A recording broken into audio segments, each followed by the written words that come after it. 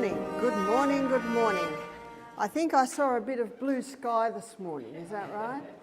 Do you know, when I was a child and it was Sunday morning and we wanted to go to the beach, Dad would say, if you can see a little bit of blue sky as big as a sailor's pants, we'll go.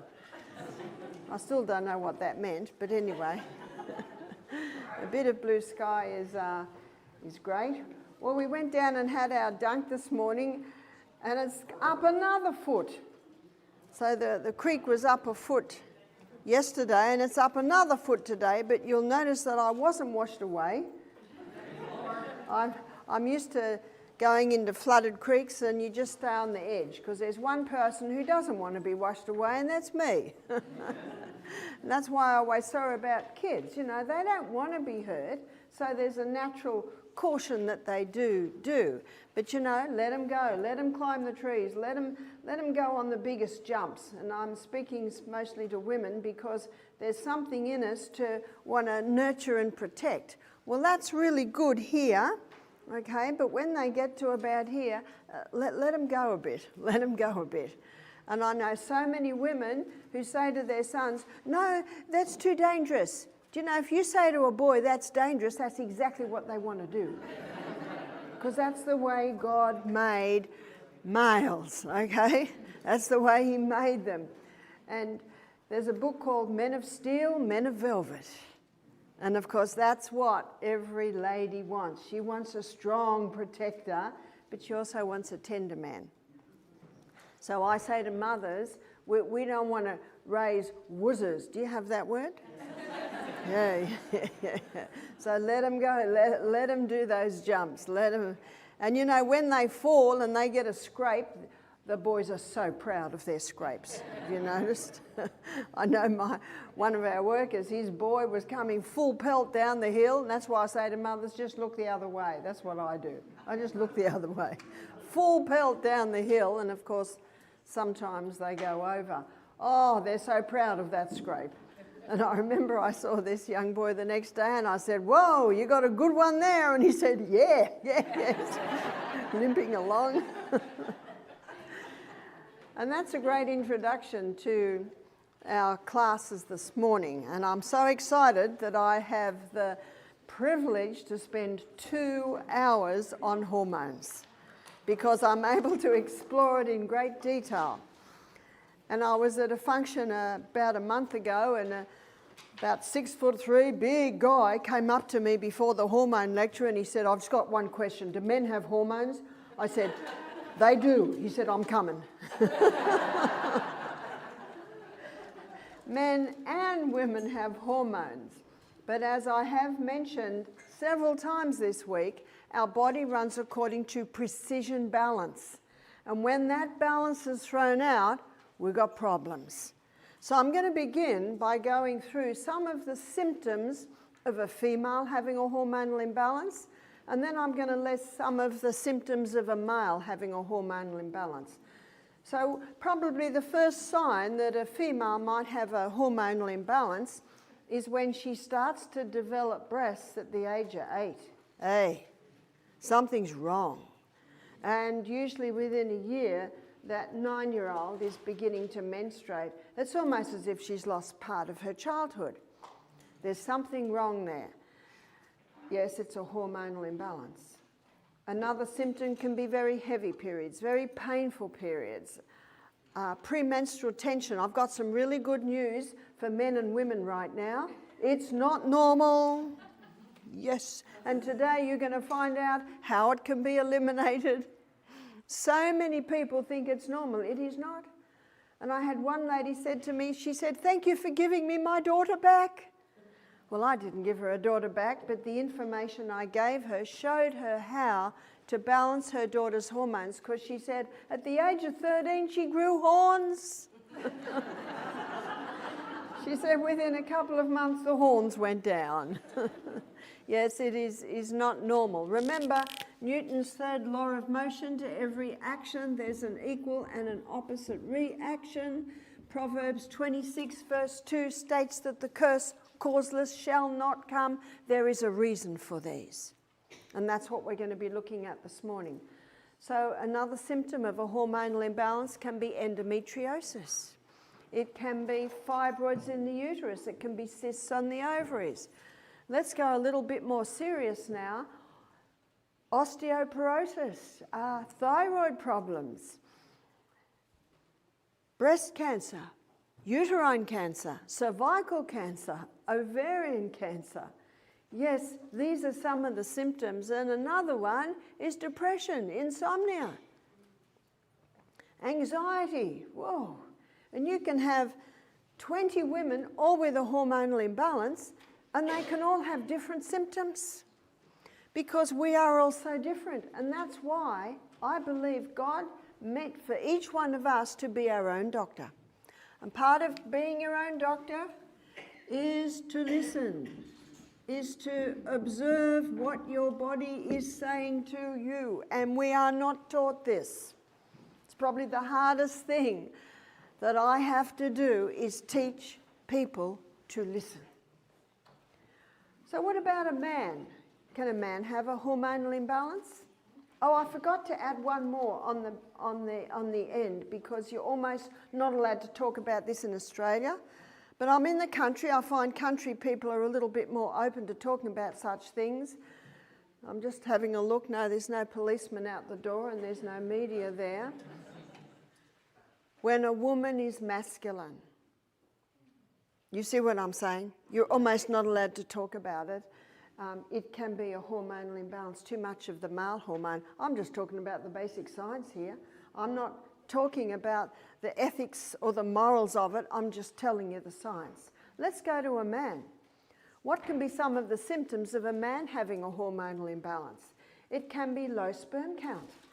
It can be penile dysfunction, inability to hold an erection. How many couples are having trouble or struggling trying to have children today? Also with a man, it can be prostate problems. We didn't even know what that word was 40 years ago. It's almost a household name today. And too much of the female hormone can cause a man to be effeminate. These are some of the main symptoms of this hormonal imbalance. Can you see how huge this is? So what I'm going to do this morning, I'm going to take you through and show you how the hormones are made. Then we're going to look at the monthly cycle, and then we're going to have a look at what throws it out. Then we're going to end by showing how to bring it back into balance, because that's the good news. Our body was designed to heal itself. And once you give it the right conditions, it will. Isn't that good news? It's very good news. So our sex hormones are made from a very important lipid in the body. I trust after last night's class, you are beginning to realize that cholesterol is not the enemy that we've been told it is. We've been spun a lie. How many lies have we been spun? COVID didn't kill half the world, did it? People are starting to realize it. And I think COVID woke a lot of people up. A lot of people by the end of 20 are starting to say, hang on a minute, something's not right here, and something was not right. It was not right. And I trust that it's shaken a lot of people's confidence in the system that we are trained to have total confidence in, which is the pharmaceutical system. As I mentioned earlier, I think most doctors are ethical, but the pharmaceutical company is not. And it's time for doctors to stop putting total trust in the pharmaceutical company. My husband, he's head of a political party called HEART, Health, Environment, Accountability, Rights and Transparency. He started his political party in 2016 because the government in Australia made a law that you could not get your family payment unless your child was vaccinated. You could not put your child into childcare unless your child was vaccinated. And Michael said, someone's got to do something. So he went to every political party and he said, are you doing anything? No. Are you doing anything? No. And so Michael said, well, I'm going to start my own. That was 2016. He didn't know, none of us knew that 2020 was coming. And when 2020 came, his political party exploded.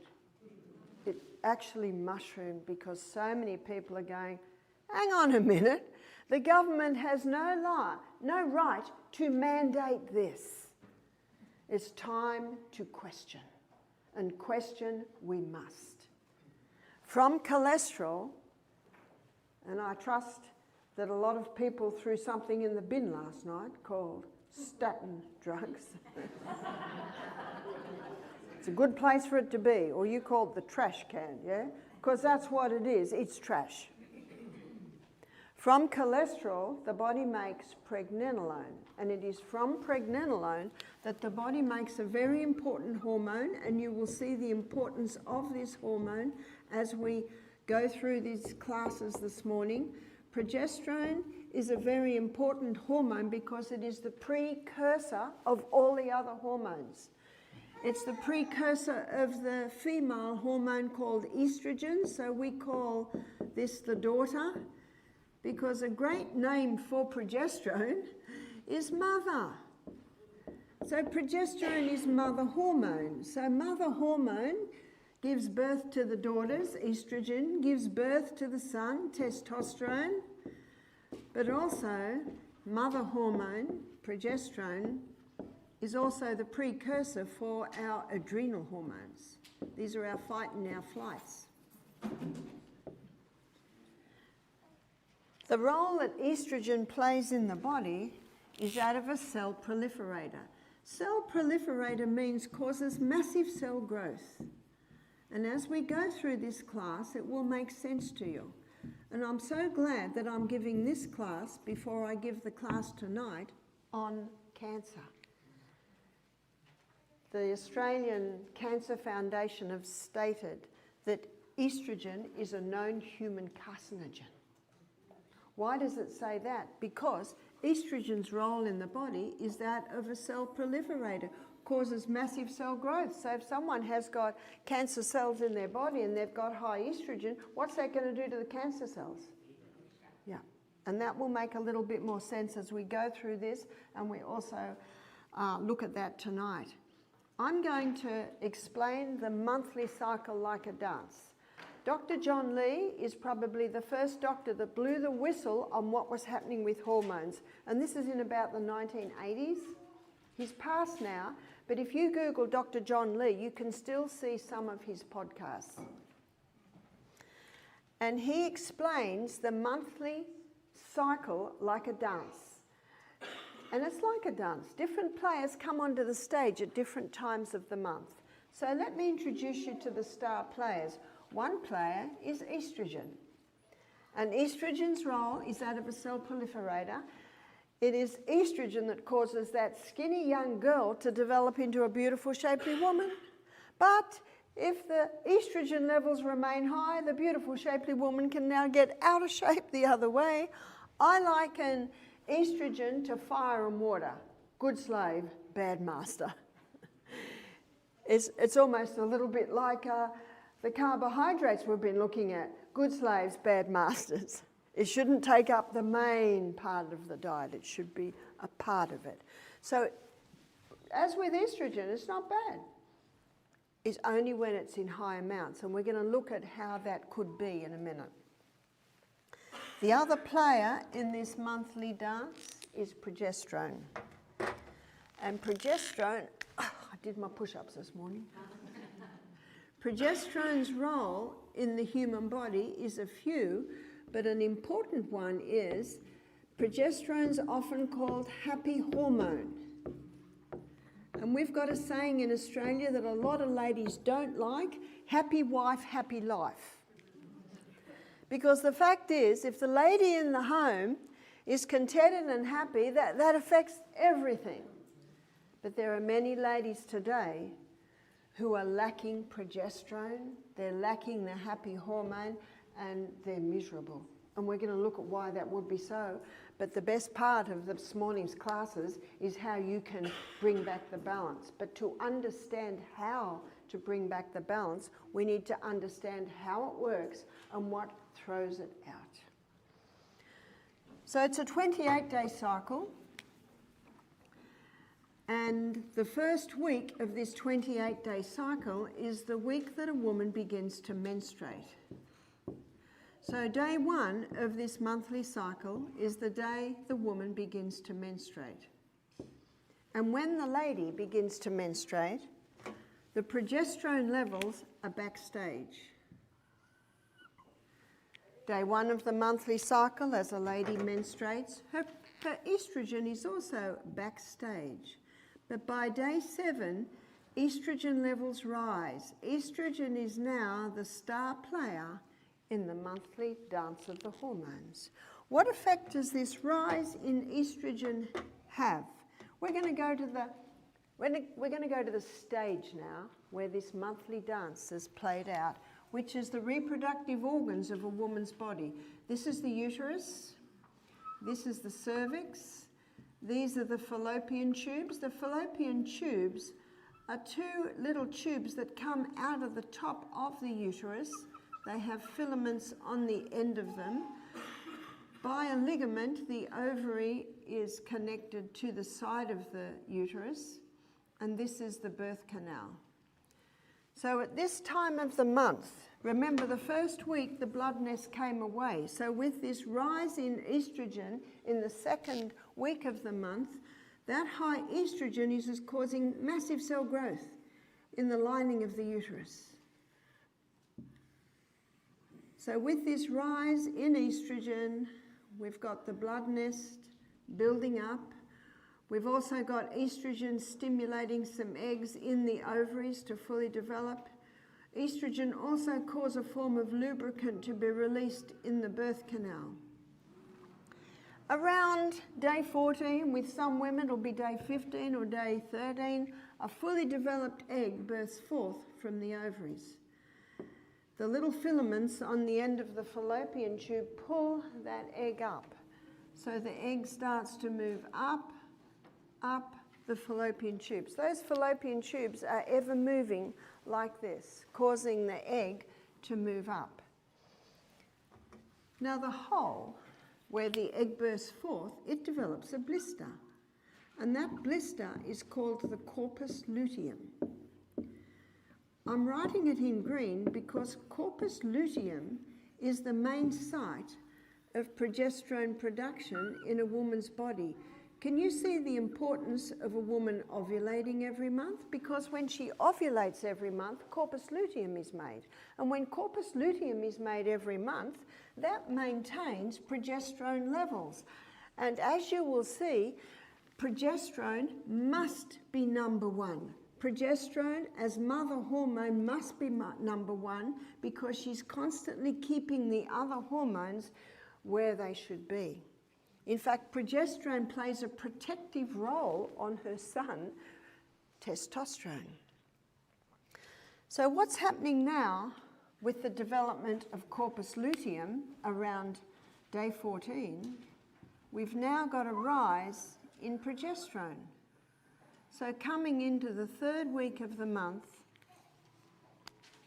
progesterone levels are rising. It's around this time estrogen's given the message, you can go backstage now. We don't need estrogen anymore. We've got our blood nest, we've got our egg, we've got our lubricant. So now, at this time of the month, coming into the 3rd week, progesterone is the star player in the dance of the hormones. What effect does progesterone have? Progesterone has a ripening effect on the lining of the uterus, putting the finishing touches on the uterus. Also, progesterone as happy hormone heightens a woman's mood at this time of the month to the point of increasing her sexual desire at this time of the month.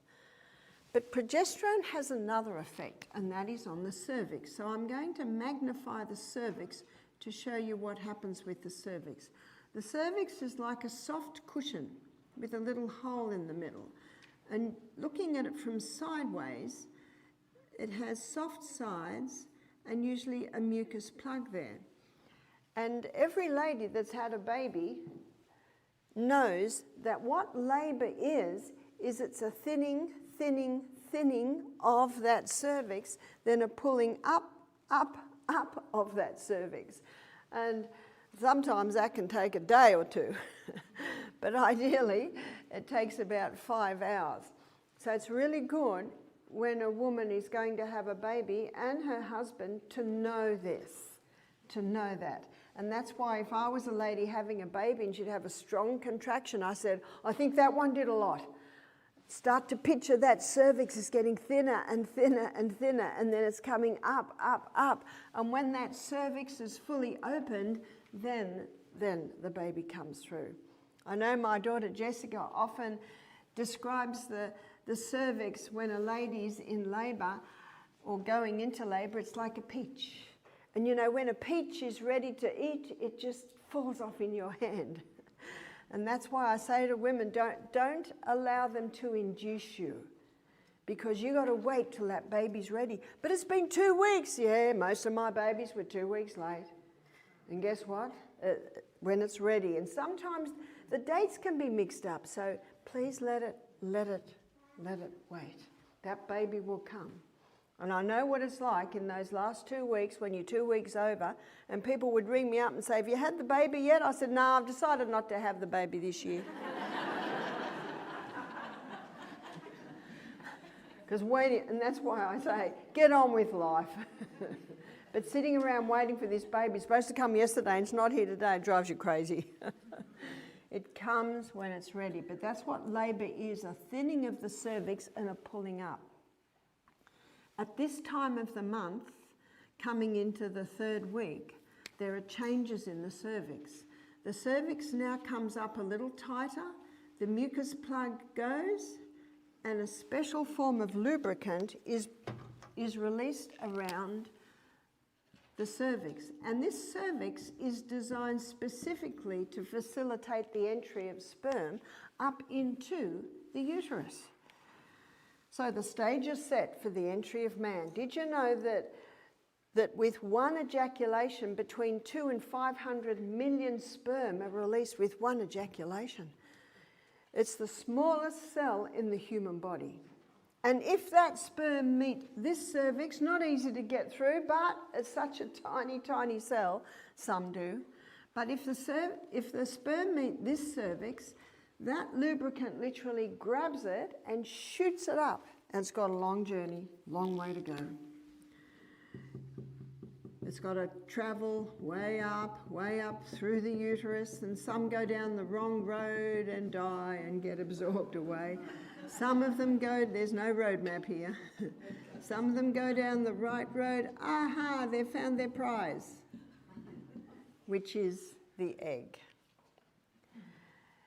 But let me tell you something about sperm. It's an alien to woman's body. So when sperm enters woman's body, her immune system rises to attack. But God, in his wisdom and mercy, did some amazing things at creation. When sperm goes through the prostate gland of a man, it takes on an immune suppressant property. So when woman's immune system rises to attack, the immune suppressant property of sperm knocks back her immune system and sperm survives. No wonder God made between 2 and 500 million. Isn't it a miracle any of us are here? When you realise everything that has to be in place for the conception of a human being. Doesn't that make you realise how precious you are in the eyes of God? So, can you imagine though, and some people say, well, so every time I'm intimate with my husband, I've got this immune suppressant property coming in, but woman's body has memory. And every time her sperm enters, her husband's sperm enters her immune system looks and says, oh, it's husband, we'll just stand back. And sperm can go through. Because yes, we have memory, and so do our cells have memory. But imagine how dangerous this could be in the area of anal sex. That was never God's plan. And imagine how dangerous it can be if a woman has multiple partners.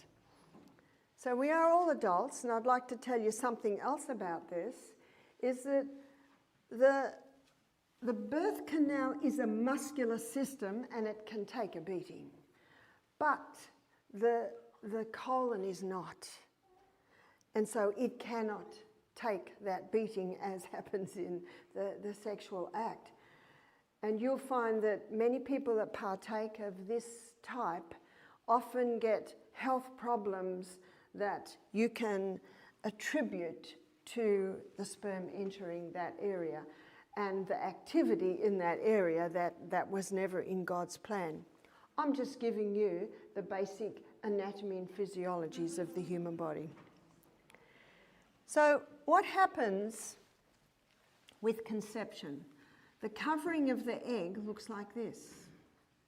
And the sperm has to nudge its way into one of those folds. And I recently learned that they've discovered that the egg actually goes, oh, I don't want you, I want you. Isn't that interesting? And when the sperm enters in, it has to let go of its tail to be able to get in. And once the sperm gets in, all the other folds shut tight and a chemical is released to kill off any other sperm that might try and gain entry. Within a matter of days, the first 2 cells are formed. And those first 2 cells, the starting of a new human being, the DNA is perfectly intact. There's a lot of discussion about when life begins, is that right? So when you know that, when does life begin? Life begins when the lady doesn't even know she's pregnant. Most ladies don't know they're pregnant until the period doesn't appear, or maybe they're starting to feel a little nauseous. The DNA that you see in those first 2 cells has never been and will never be again. That's why we are such unique human beings. And everything I'm showing you about the intricacy of conception and what happens in a woman's body, it totally refutes the ridiculous theory of evolution. It's like me looking at this watch and saying it just evolved. No, there was a designer to that watch, and there is a designer to the human body. And what we're touching on now is new life. And what an incredible privilege to be able to be part of creating that new life. So what happens with conception? What happens with conception? The hormones change. With conception, progesterone soars 200%. I think I mentioned to you that I was pregnant or breastfeeding non-stop for 14 years. People say, oh, you poor thing. I said, no, it was wonderful. I love babies. My progesterone levels were nice and high. But there is one mother, progesterone, and there is one son, testosterone, but there are actually 3 daughters, 3 estrogens. There's estrone, and estrone is given the short name of E1. And there's estradiol, and estradiol is given the nickname of E2. And there's estriol, and estriol is given the name E3. So there are actually 3 estrogens. And E1 and E2 both have strong cell proliferator action. And as we go through these classes this morning, that will make sense.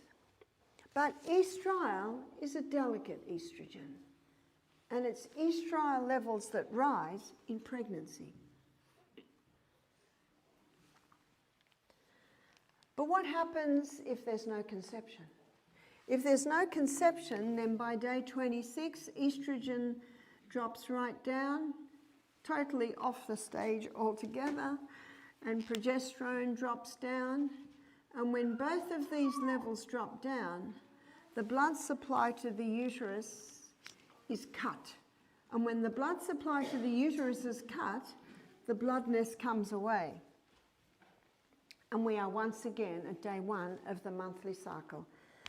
That's what the monthly cycle should look like But unfortunately today, not many cycles look like that. And there is a reason. There is always a reason. So what I'd like to look at now, what is causing this imbalance? Because Proverbs 26 verse 2 states, the causeless shall not come. There is a reason. 1957, does anyone know what happened in 1957? Yes, my husband was born, but something else happened in 1957. Did they start using that medication? The contraceptive pill, yes, that medication. That medication. Elaine Hollingsworth, she's passed now, but she was a well-known health figure in Australia for many years. She wrote a book called How to Eliminate the Sickness Industry. Because actually it's not a health industry, is that right? They call it a health clinic. It's not a health clinic, it's a sickness clinic.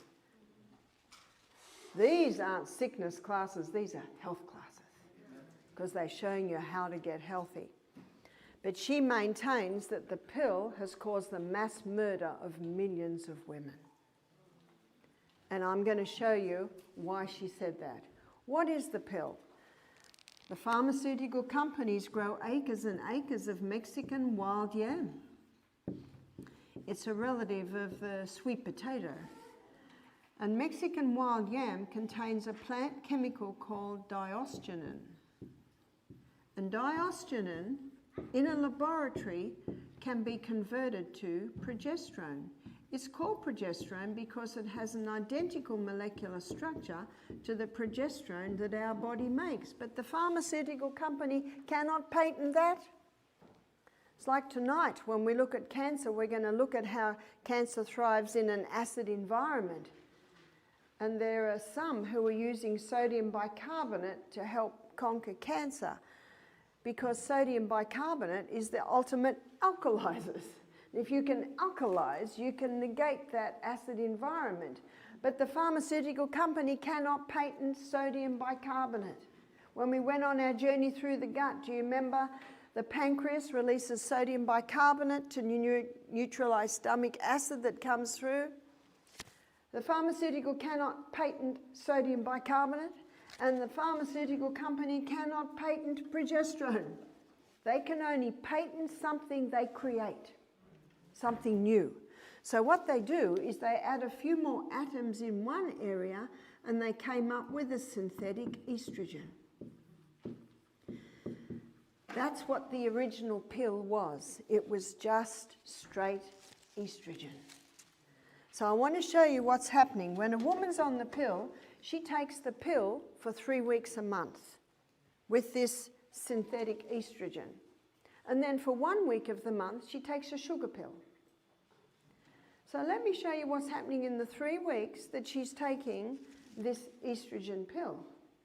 This synthetic estrogen goes into the biochemical pathways that our body uses to make hormones and causes a disruption, and the body goes, what's going on? Must be pregnant. So because it thinks it's pregnant, it doesn't release the egg. But if the egg's not released, what's not happening, students? No corpus luteum. No corpus luteum's being made. So I want to show you what's happening month after month on the pill. And the hormone balance should be number 1 progesterone, number 2 estrogen. Month after month on the pill with this synthetic estrogen, where's estrogen going? Month after month on the pill, no corpus luteum, where's progesterone going? We now have a problem, sadly, too common today. It's called estrogen dominance. Good slave, bad master has become the master, and it's called progesterone deficiency. Within about 15 years, problems began to arise. So by the 1980s, they're starting to see endometriosis. What's endometriosis? The lining of the uterus is called the endometrium. So when estrogen levels are too high, too much endometrium, it starts to wander all through the abdominal wall. And when both those levels drop at the end of the month, causing the bloodness to come away. These start bleeding, but they've got nowhere to go. And that causes excruciating pain. One 25-year-old girl said to me, every month I'm taken to hospital and knocked out because the pain is severe. And my doctor said I'll be all right when I go through menopause. 25 more years of all this suffering.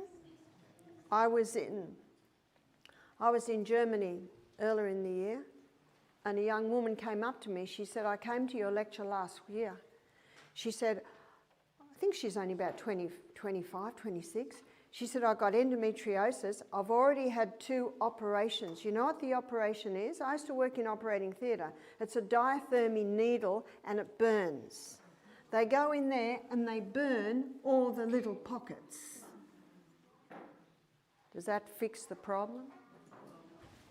She said, this is a year ago, I've already had 2 operations, but it comes back again, because if you don't get that estrogen down, that endometrium's still going to wander. She said, I heard your lecture. I started to apply castor oil compresses. She said, I started to take the hormone balancing cream. She said, it's a year later now, and she said, I have no pain. She said, I have no pain. Isn't that good news? And by the way, she was about to go and have another operation. They keep burning this out. What have we got now? Scar tissue, scar tissue, scar tissue building up. I'm not criticising doctors, I'm criticising the system. They're just taught to treat symptoms. And it's not even treating the symptoms like you do naturally, it's masking. It's masking the symptoms. So this high estrogen with its cell proliferator action causing fibroids to grow in the uterus, causing cysts to develop on the ovaries, causing polyps to develop in the birth canal, causing lumps on the breast. Whoa, they got to do something. So they went back to the drawing board, back to the laboratory, and now they played with a couple of atoms in another area and came up with a synthetic progesterone. Because they realised this straight estrogen was causing a lot of problems. But the information I'm telling you, it never hit the news or the newspaper. So this synthetic progesterone is called progestin or progestone, because they can't call it progesterone unless it's identical. Has that fixed the problem? No. It hasn't fixed the problem at all, because now this synthetic progesterone, it competes with our progesterone. And have you noticed the endometriosis continues? Have you noticed that the fibroids in the uterus, they're continuing? And this high estrogen is opposing thyroid function. How many women were on their pill for 5 years before she had babies, and now they're in the 50s and they've been diagnosed with thyroid problems? That'll be some women. Other women, they just can't lose weight. It's nearly impossible to lose weight if this estrogen's high, because it's a cell proliferator. And how many women were on the pill for 5, 6, 7 years before they had babies, and now they're going through menopause? How are they going? Not very well. Hot flushes, high estrogen is causing capillary dilation to the skin. And the husband knows it because all the blankets get thrown off in the middle of the night and they get pulled back on again. One lady said to me, she said, I'm the CEO of a big company. She said, I'm chairing a meeting and I get a hot flush. She said, it is so embarrassing. I start perspiring. I'm so uncomfortable. Everyone in the rooms have got suits and coats on and I've got a thin little singlet top on. So she went to the doctor. She said, I've got an important job and I can't function. So he gave her, we know it, hormone replacement therapy. What's hormone replacement therapy? More synthetic hormones. And when they go into the body now thinks it's pregnant again. So it stops putting its energies to the skin, so the hot flushes stop. But where's it putting its energies? It can be putting its energies in various areas.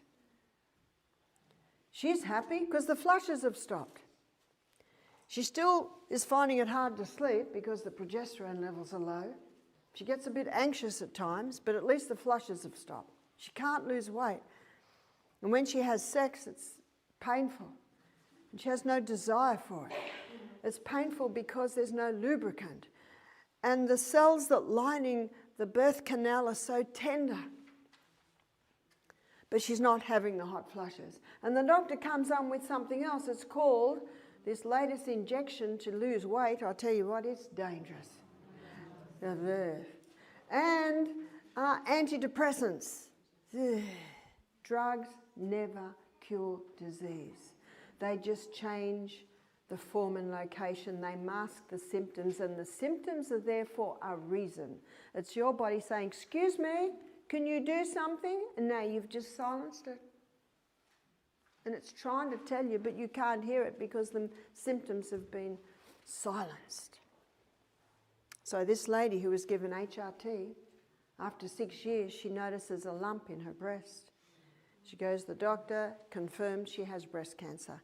And the doctor takes her off HRT immediately. Why does he do that? He knows it increases the risk of breast cancer.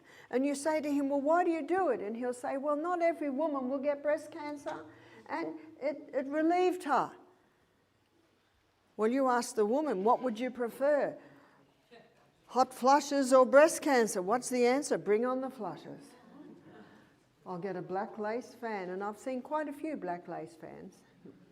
But what you're going to find out in the next class is how you can turn that around without having to take any drugs, and your black lace fan can even be put aside for hot summer days. That's the good news.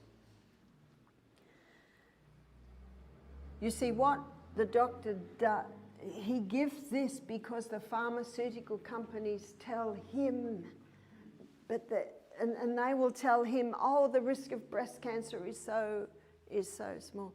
But it's not true. Now, that story I just told you, I'm afraid it's been told to me too many times. Too many times. And then the ladies nearing menopause. Menopause can happen anywhere between 45 and 55.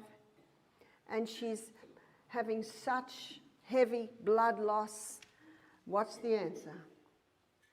We'll just take out the uterus. One lady said, oh, it's the best thing I ever did. That's because she was told that's the best thing. But we need our organs. We need them. And one lady, they just took her ovaries as well. You know what they said? Just in case.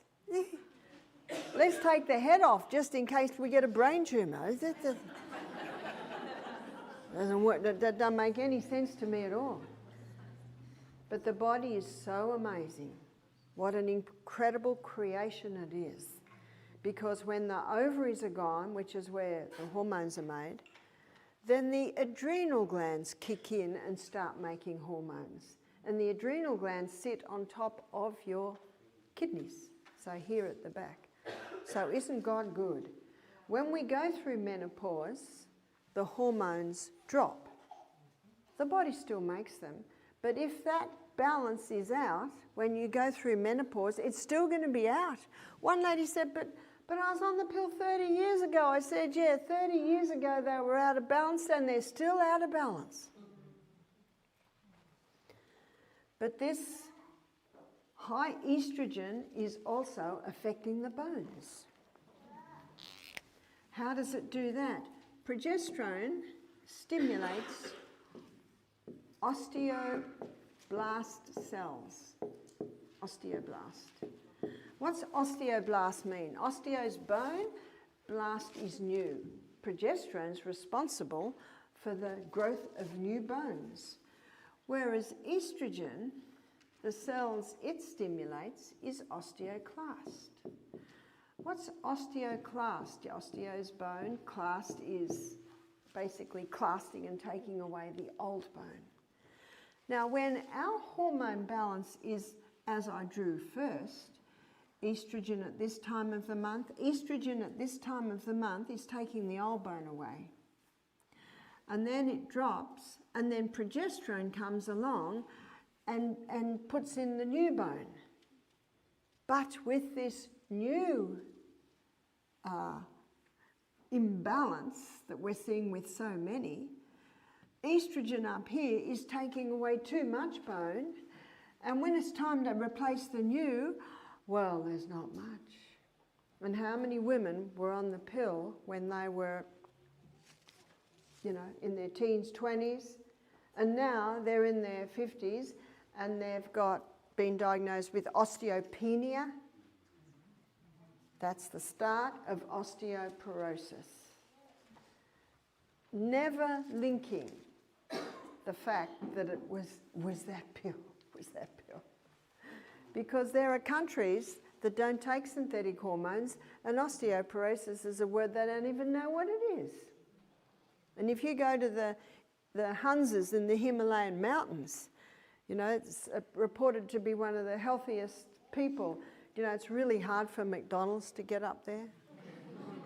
There's these passes, these thin mountain passes, and often there's landslides. And they commonly live till they're in their hundreds, and that's where polo began, the horses and hitting the ball, because it's a game they play. And they also apparently play volleyball a bit up there, and the under 50s play the over 50s, and often the over 50s win. They don't have osteoporosis, they don't have to do hip replacements, everything works. Everything works. And how many people think that as you get old, you're going to get osteoporosis? No. So when I broke my hand and the orthopaedic surgeon put it back into place and said, pretty good. So after 4 weeks, he wanted to x-ray it just to check. And they x-rayed it, and they looked at the x-ray, they looked at me, they looked at my date of birth, they looked at the date that it happened, and they couldn't understand it. Because that break that was total and separated had just about totally healed. They'd never seen such a thing in a 70-year-old woman. They kept looking at it. But they said, well, we want to plaster it just to be sure. And I said, righto, because I tell you, there's one person that wants that healed properly, and that's me. And as the male nurse is plastering it, he said, do you have osteoporosis? I said, no. He said, have you had a test? I said, no. And he just threw his head back and laughed. He'd never heard such a thing. How do I know I don't have osteoporosis? Because I do everything that my body requires to have strong bones. Yes, when I was in my teens and 20s, I was on the pill for 7 years. All my girlfriends were. No one ever said there was a problem. Have you noticed? That's why I don't hold myself accountable, because I didn't know. And it's in Acts 17, chapter 30, the Bible says God winks at our ignorance. In other words, we can't be held accountable for what we didn't know. So, ladies and gentlemen, please wink at your ignorance. You can't be held accountable if you didn't know. But when I was 55, I had a very heavy bleed, and I thought, I think I need to go on the wild yam cream. So I went on the wild yam cream for a year. And after a year, I stopped. And then I got a few hot flushes. So I went back on the wild yam cream for another 6 months, and I've never had another flush. See how you got to listen? Some people will need to be on the hormone balancing cream, which I'm going to describe in detail in my next class, for 6 months. Some people a year. Well, I was on the pill for 7 years. Hey, 18 months, pretty good. Didn't have to be on it for 7 years. So you got to listen. You got to watch your body's doing. So I knew that I'd balance the hormones. I exercise every day. I do everything I know that my body needs to be strong. and I eat a lot of minerals because that's what the bones are made out of. You see, when I slipped on the rock, we're walking on the rocks, walking all over the rocks, and they weren't slippery at all. And I got onto a big rock, and the big rock was about as big as that television screen. And I didn't realise that it had a dip in it, slight dip that it had water that had just dried. So I'm talking and with my grandchildren, and I thought, oh, flat rock, that'll be easy walking, and my foot went onto that and it slipped. And my whole body went up in the air and slammed down on that. I think my bony hip probably broke that bone. So that's a rock underneath. If I had osteoporosis, more than that would have broken. That's my test. That's my test. In fact, they kept saying to me, "You saw anywhere else?" I said, "I don't know, but there's only one thing I can feel." I don't have a test because I don't see the need, and I know that the pharmaceutical company makes a lot out of these tests. Got that? And basically, they don't pay. Who pays? Our taxpayer money pays for such things. So if someone has been on the pill, it's vital that they go on a program to balance the hormones, even if it was 40 years ago, because you can see the symptom may not be hot flushes, it may be osteoporosis. The symptom may not be osteoporosis, it might be thyroid, or it might be depression. So different people have different symptoms. And HRT is not the answer. Was it year 2000? Time magazine did an assessment on it. In fact, I read the American Time magazine, the Australian Time magazine, 16-year study on hormone replacement therapy. Stopped abruptly after 8 years because women were dying. Did you hear that? Women were dying, and there's no accountability for that. So it had to be abruptly stopped. And I read through both Time magazines, the Australian and the American. There was no alternative. And that's what I'm showing you today. There is an alternative. In Psalm 104 verse 14, the Bible says God gave herbs for the service of man. And you will see in the next class where I show you how it is actually the herb from the wild yam that works with the body to restore balance. Hormone replacement therapy is just as dangerous as the contraceptive pill. Now what they're doing now is they're sewing the pill into the arm, and the lady doesn't have a period for 3 years. That's 3 years of no corpus luteum being made. And one young girl told me that her girlfriend had this patch in her arm, and all the hormones leaked out in 1 month. And it's 10 months later, and that young girl has not stopped bleeding. And well, what about an IUD? Well, an IUD has hormones as well. What about a copper coil? Well, a copper coil, that's something artificial going into the body, and it causes disruption. And when you cause disruption, you're causing disruption in hormones. But what if a person's never been on the pill or HRT? There's more. What causes a chicken to be fully developed in 5 weeks? It's hormones. Now, it's against the law in Australia to give cattle hormones, but the pharmaceutical company, do you know they knock on the door every month? Because a cattle farmer's wife told me. She said they knock on our door every month pushing the growth stimulants, and they say, if you stop at this time, it's not picked up in the blood test. And you know, those farmers, they don't eat that meat. They have another cow that they're raising without it. And if it's in the meat, it's in the products. So we had a guy attend our program and he said, I've got two mates. Now, you know, in Australia, we call a mate a friend, especially guys, especially a bloke. Have you heard that word? Bloke? Bloke is a man, just a bloke. And he said, my two mates, their father owns a chook farm. So you know what a chook is now, don't you? A chicken. We call babies chickens, but adults we call chooks. Anyway, their father owns a chook farm. And because the father owns a chook farm, what are they eating every meal? Eggs or baked chook.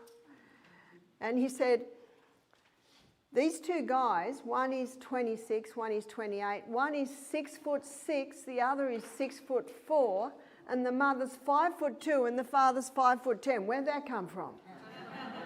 Hey, the growth stimulus. Now, that's not such a big deal. Where the big deal happens is when it starts to interfere in our reproductive organs. And I just wonder, when it's time for them to get married, how's the sperm count? Penile dysfunction. See, it's starting to affect in those areas. That's when it gets more dangerous. Number 3, chemicals. We've looked at chemicals a few times, and I think it surprises most people to know that even the clothes we're wearing can, little by little, be taking chemicals into our body. So especially the children. A lady said to me that her little girl came home from school and she had this pretty little nightie her girlfriend had given her. I think she's 9. She said, Mum, look at the little nightie. And the mother looked at it and went, oh no, it's polyester. What's that little girl going to do? She's not going to be happy, is she? I've got a weird mother. I want to wear that nightie. I said, this is what I would do. I would go, oh, what a pretty nightie. Oh, what a pity it's made out of polyester. You know what we can do? We can go to Joann's and you can choose some pretty material and you just get, I tell you, it's worth buying a sewing machine, okay? Yeah, you can get basic ones for a couple of $100. It's worth it, it's worth it. Because we're looking at our children's sexuality here, got that? It's worth it. And you buy a pattern. I'm not a good seamstress, but I just buy the pattern and do what the pattern says. So that skirt I had on yesterday, I made. Don't look too closely at the waistband. I have to wear a coat over it. But you know, it's worth it. And when you're making things for children, it sort of doesn't, little nighties are flowing. I said it's worth that. And make that pretty little nightie, and she can give it to her friend. And when she wants to wear the polyester nightie, she wears the fine cotton one underneath. So you've got to work with your children. You don't want to make enemies. The Bible says don't stir up anger in your children. You've got to think about it. This little girl's so happy that her girlfriend gave her this nightie, and when her mother comes and says, oh no, it's polyester, we're going to have to throw it out. And by the way, do you know there's no way to dispose of polyester? You burn it, you've poisoned the air. You bury it, you poison the ground. Incredible. Jeez, how did they get away with it? And many people have used it not even realising it, not even realising what they're doing. So be careful what you're dressing your babies in. I remember going to church one day and my little boy Peter, I had him in little woolen pants and a little woolen coat and a little woolen hat and little woolen booties and a little fine woolen blanket. And my friend said, he looks so comfortable. She said, there's another baby over there and it's all this polyester lace and frills and everything, and that baby looks so uncomfortable. So we've got to start with the little ones. Got to start with the little ones. Another chemical is plastics. And nylon, acrylic and polyester, basically they're plastic fabrics. In the molecular structure of estrogen, there's a phenyl ring. And that phenyl ring unlocks the door to get into the estrogen receptor site in the cell. Plastics have phenyl in them. So bisphenol A, you might have heard of this one. It's often called BPA, bisphenol A. You can get hard plastic bottles that are BPA free. Looking for one around. So often the hard plastic, you'll see BPA free, so they don't have this. Nonylphenol is another one. And these chemicals are designed to soften the plastics. So when my brother got his first car, I was 16, he was 18, it was a second-hand Zephyr, and the dashboard was cracked. So those from my era, remember when dashboards used to crack? Yep. Notice they don't crack anymore. That's because they've got nonylphenol in them. It softens it. Now my brother, he put turquoise fur over it and a cow, and the head went up and down. That's very 60s, isn't it? But if you've ever wondered why the dashboards don't crack anymore, because they've got nonylphenol in them. So these plastics contain the phenyl ring. I think it's impossible to totally eliminate plastic, but beware of it. And one of the worst is pouring hot soup into takeaway containers, if they're plastic. I know a lot of places like Trader Joe's, places like that, Sprouts, Whole Foods, they have the cardboard takeaway containers. So just be mindful in your home. I know plastic or Pyrex dishes, takeaway dishes are expensive. And I had some for the health centre, but you got careless staff dropping them on the tile floor, so I just went to the thrift store and got lots of jars. 20 cents a jar. Some of the best of the coffee jars. just big glass jars. So as much as possible, put your leftovers into glass. I know my daughter, with all her kids, she got BPA-free plastic containers. They're hard plastic because, when you got the teenage boys taking their lunch to work, the glass can smash against each other. There's also stainless steel, so just being very mindful of this. We're about to have a break. I'll just give you one last story to illustrate. Dr. Anna Zotto, she's an endocrinologist. She was growing breast cancer in flasks in her laboratory. And every time she injected the breast cancer with estrogen, it grew. When she stopped injecting it with estrogen, it stopped growing. Well, she came in one morning, and overnight, the tissue on the breast cancer had grown. And she was puzzled. Remember, every scientist investigates. And she rang up the people that make the flasks. She said, "Have you changed the flasks?" They said, "Yeah, we have." She said, "Tell me the ingredients in the new flasks."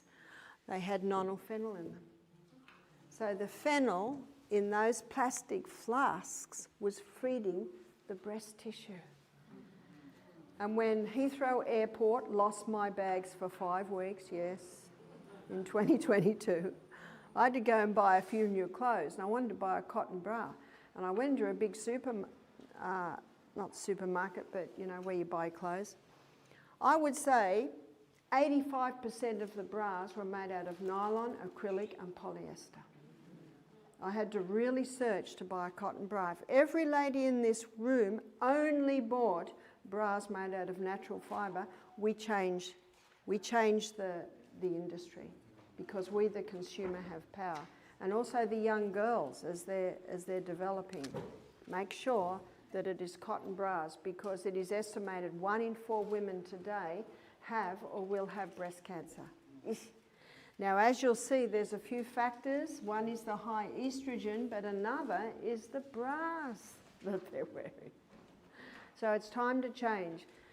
You might be like one lady, she said, "Barbara, I'm going to have to throw all my clothes out." Well, there's great places called thrift stores. And just little by little, just as you are able, start to change them. So we're going to have a break now. We'll come back at 1:45 and continue our investigation of hormones. Thank you.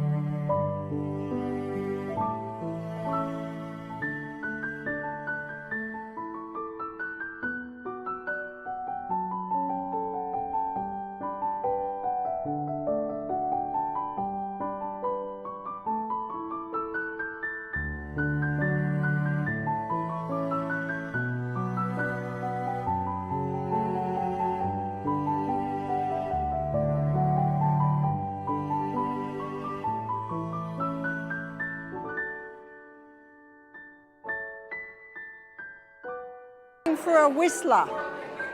A whistler. Do you know, we had a young Aboriginal girl working for us. She was the best whistler. She'd put her fingers in her mouth and just about shatter the windows of the house. So welcome back, everyone. And I agree, there's so much to talk about. It's exciting information, which is why I never tire of giving these lectures. My daughter will sort them out. She looks gentle. We'll shut the door. So getting back to looking at the hormones, we looked at how they should run. We looked at, and we're in the process of looking at what throws the balance out. And yes, the contraceptive pill certainly is. But I meet young women today who've got irregular cycles and their doctor has put them on the pill. So still today, in 2025, they are still prescribing the pill for young women. And when a woman is on the pill for 7 years before she gives birth to her children, it affects her gene pool. So she can give birth to children who have this hormonal imbalance. I think one thing that protected me and my children was the fact that we lived in a rainforest and that we ate all our own food. We were getting beautiful fresh air. There was no poisons coming into our body. And I think that somewhat has protected my children from me passing through a major hormonal imbalance. But I did notice that my son James, he's I think mid-40s now, that he has the miasma. Have you heard of that, the colouring of the face? I know every pregnancy I had that discoloration, the dark colouring would come on my cheeks, and I know that happened also to my daughter Jessica. And when I had my baby, it would clear. But I noticed James has a little bit on his neck, and I just think, well, if that's all, that's all, it doesn't matter. And he has a lovely little baby, and his partner, I don't think I'm supposed to tell anyone that she's just found out she's having another one. So obviously everything's going well there. I have 25 grandchildren, and so it's all, it's all going well there. But the beauty is that even though I was on the pill for 7 years, had no idea that it caused any sort of danger, excuse me, that you can actually change things around. So I raised my children in a rainforest with all the food out of the garden, no exposure to chemicals, and now they are giving birth to babies. And it's like my daughter Jess, her and her husband mastered the art of natural birth control. And so her girls have, and they're 18, maybe 19, no, it's 19, 17 and 14, yeah? No, something like that. There's no signs of any hormonal imbalance, so you can actually change it. You see, genetics may load the gun, but it is lifestyle that pulls the trigger. And that's why when someone says, well, it's in the genes, and I think we all know because it was all over the news that Angelina Jolie had both of her breasts removed because her mother died of ovarian cancer, I think it was. Forgive me if I've got it a little bit wrong, but I know she had both her breasts removed to prevent any cancer because she found she's got the genes developing. And I did hear that other women followed suit. Do you know, there's no need to cut off body parts. All you need to do is to hear what I'm presenting today, and that is understand how the hormones work, understand what throws them out, and also what we're going to look at in this class is how to restore the balance. That's all you need to do, is to restore the balance. There's no need to cut out the body parts. So we're looking at what causes the imbalance. Absolutely, the contraceptive pill has been a big contributing factor, and the hormone replacement therapy that's been given to women in their 50s, 60s, no, that has not solved the problem, because those women are coming up with thyroid problems, with osteoporosis, with breast cancer, with a whole lot of problems. Insomnia, anxiety, depression. No, the HRT is not the answer, because it's more synthetic hormones. I said to a lady one day, because I always used to ask the guests that came to Misty, have you ever been on the pill? And one lady said, no, I wasn't going to put synthetic hormones into my body. I thought, oh, well done. Well done. Here's a lady who said, no, thank you. And I'm not criticising the people that have had total trust in the medical profession, because I did. I never questioned it at all. You know, it's 1960s, it's called the sexual revolution. No, it wasn't the sexual revolution at all, it's the sexual deception. Because those women are on the pill, they're now struggling. They're now struggling as they're going into their 60s, 70s, and their kids are showing problems. This is the young girl, 17, 18, 19, with endometriosis, with polycystic ovarian syndrome, with fibroids growing in their uterus. Whoa, where'd this come from? I'm showing you where it came from. Yes, it came from the pill. Yes, sometimes it comes from exposure through the meats and the products. It can also come through exposure to the chemicals. As we looked at last night, this is where the heart disease exploded from. Damage to the arterial walls from all those environmental poisons. Now we're looking at another aspect, and that is what these chemicals have done to the hormones. You see, they're called xenoestrogens. What does that mean? Estrogen mimickers. And as I showed you, so many of these chemicals contain the phenyl ring. And that's the key that unlocks the door to get into the estrogen receptor site on the cell. They get straight in. You would never give a thief the front door key of your house, would you? They're just coming right in. Plastics. Yeah. Plastics also contain it. Also, one chemical is called Roundup, and its active component is glyphosate. You see, I find some people, never been on the pill, mother was never on the pill, they eat plants, they don't eat meat and its products. So where their hormonal imbalance came from, it came here. It came from the chemicals, it came from the plastics, it came from the glyphosates. If you're eating potatoes that are not grown organically, they'll have glyphosate on them.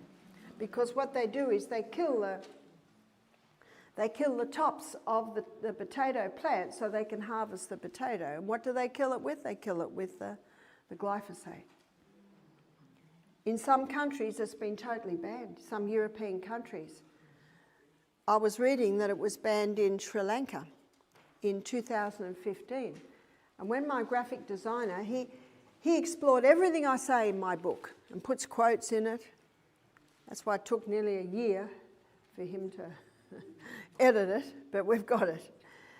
And he rang me up, he said, you would never believe it, Barbara. He said, the Sri Lankan government in 2019 legalised glyphosate again. Why did they ban it in 2015? Too many rice farmers were dying of endocrine cancers. What are endocrine cancers? Cancers of the reproductive organs. He said they've just legalised it again. Oh, has it suddenly become safe? No, it's not safe at all. I'm not going to pursue why it's suddenly been legalised, but maybe a bit of money was put under the table. I'm reading a little book called Education, and there's a phrase in there. She says, the greatest want of the world is the want of men who will not be bought or sold. Isn't that true? Won't be bought or sold. And how many are bought? So glyphosate is a toxic poison. The reason it kills plants is because it actually directly affects the hormone system in that plant. So when we're eating foods that have been grown with glyphosate, then that's another way that can come in.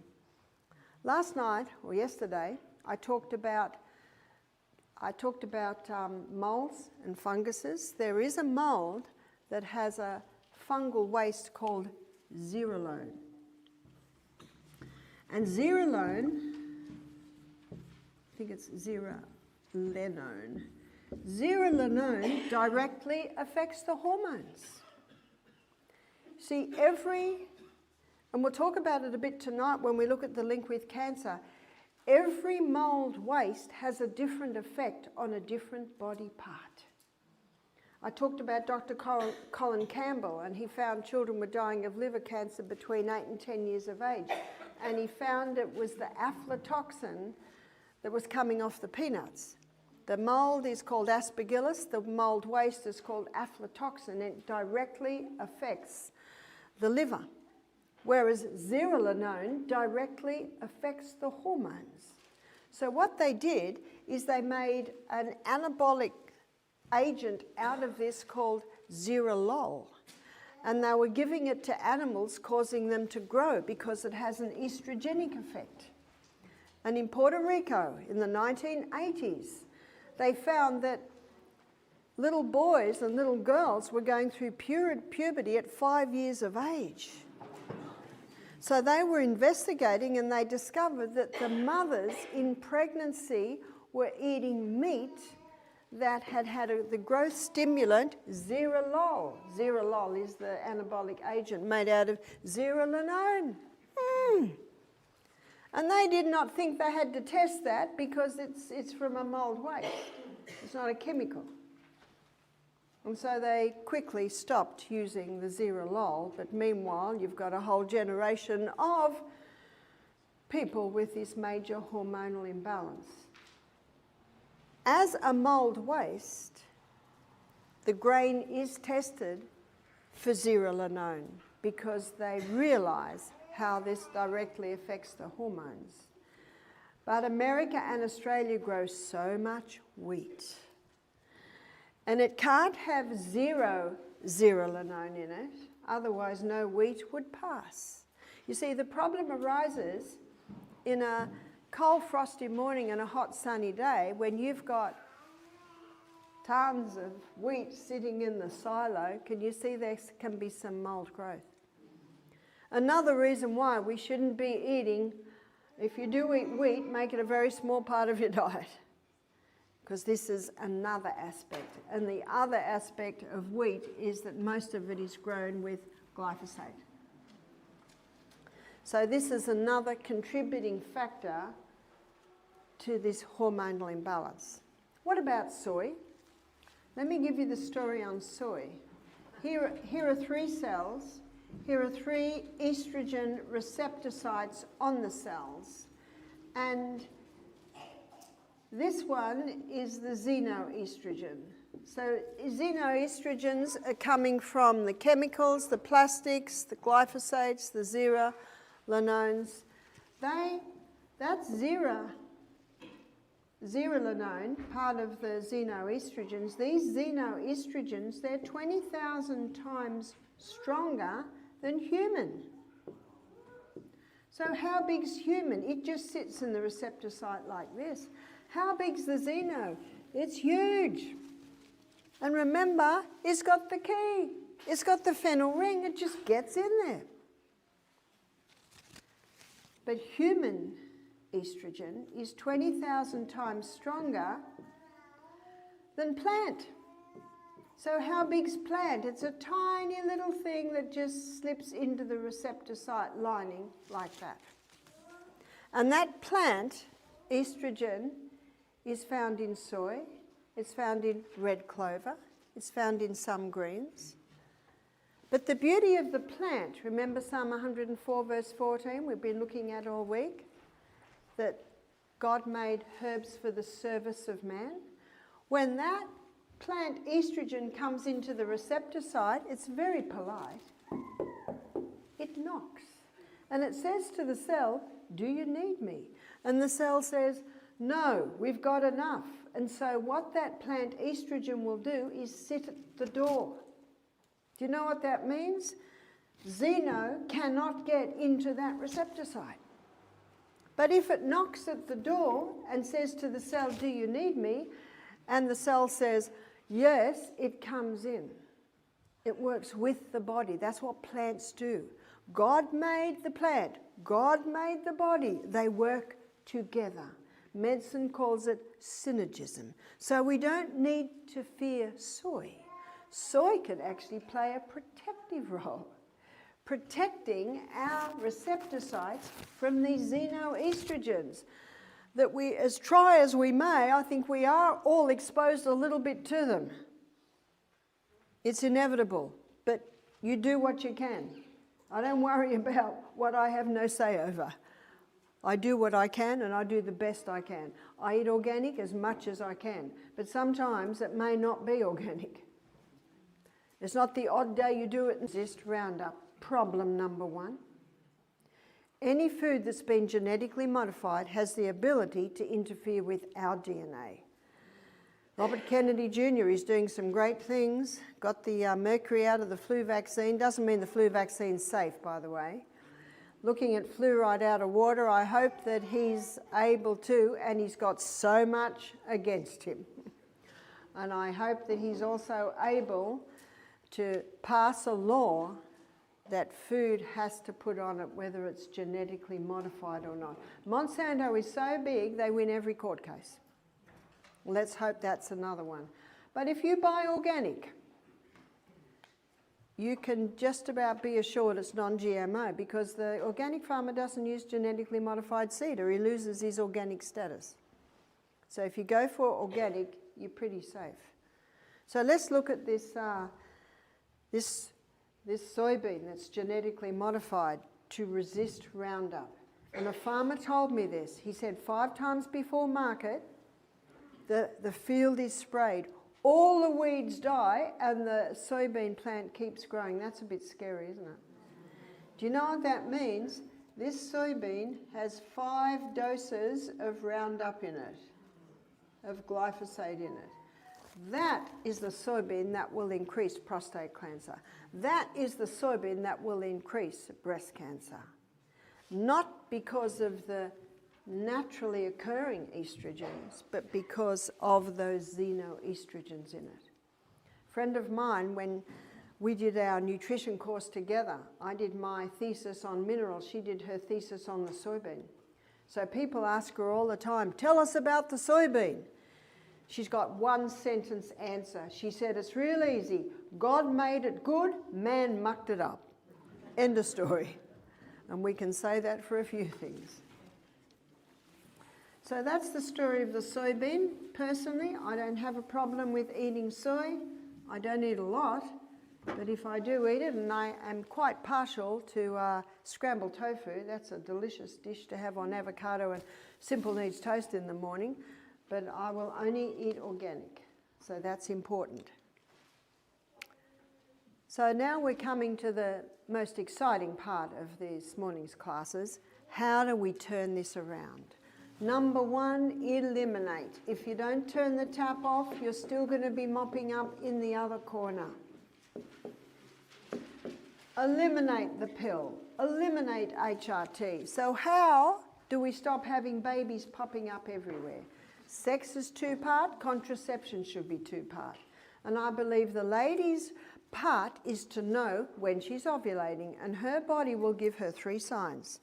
The first sign is her temperature will change. It's as simple as taking the temperature before you get out of bed every day. The good news is, ladies, you don't have to take your temperature for the rest of your life.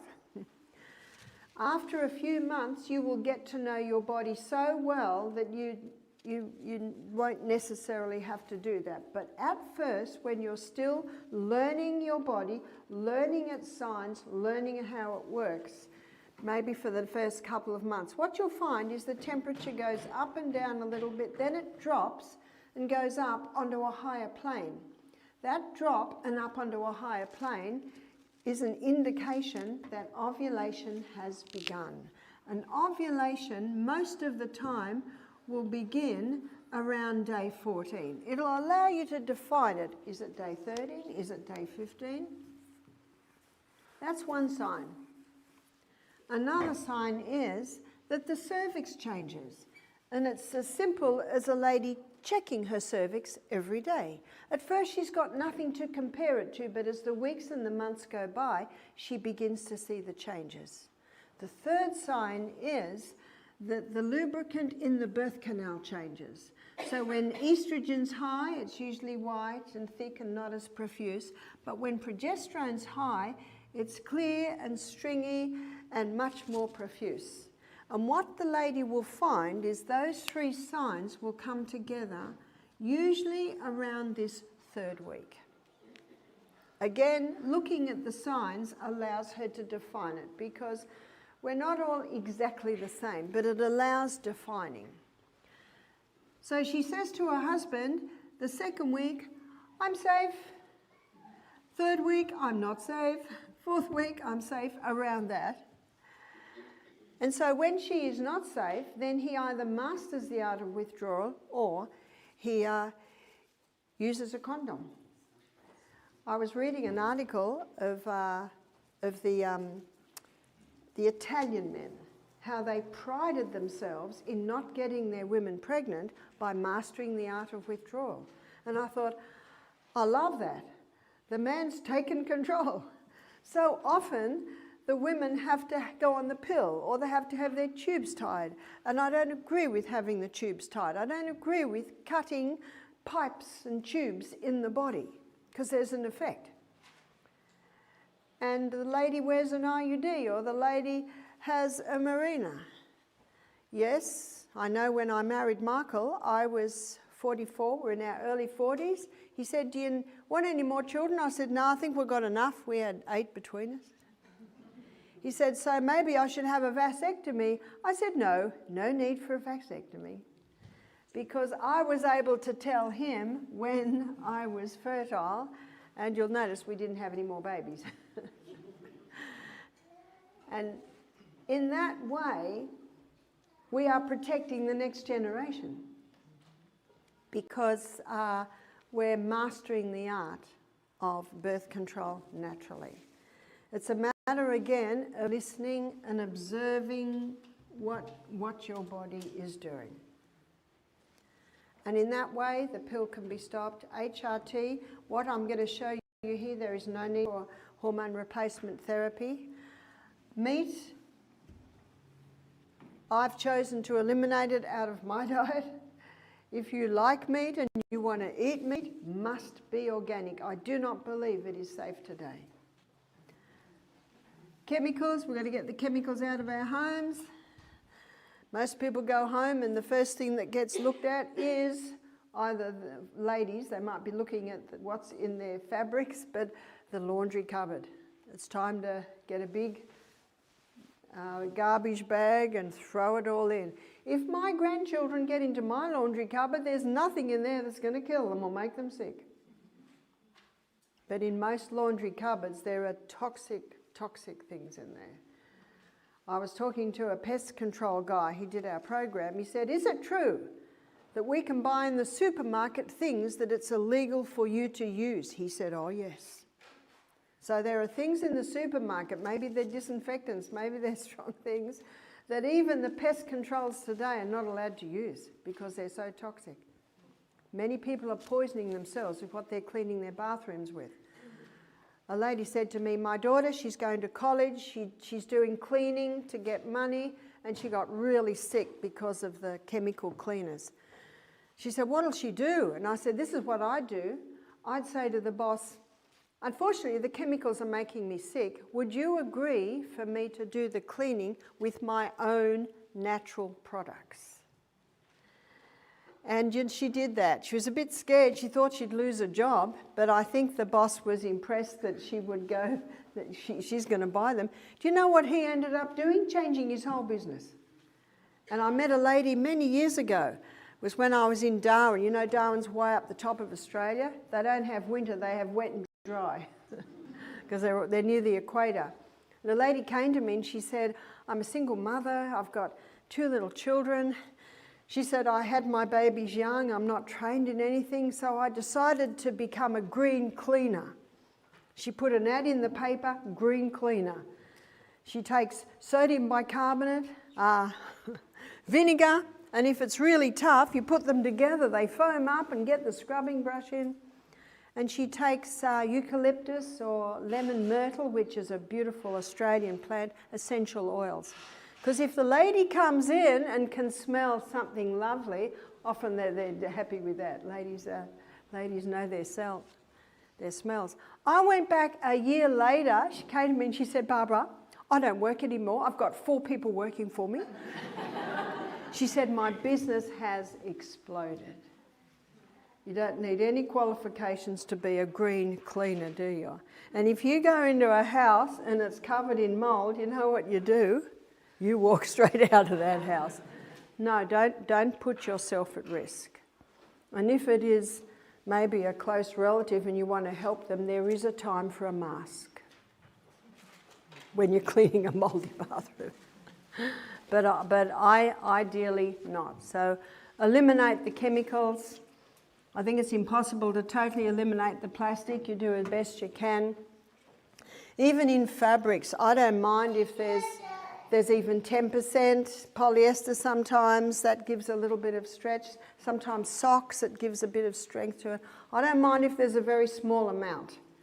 I don't really like 50-50. I'm more to have majority natural fibre.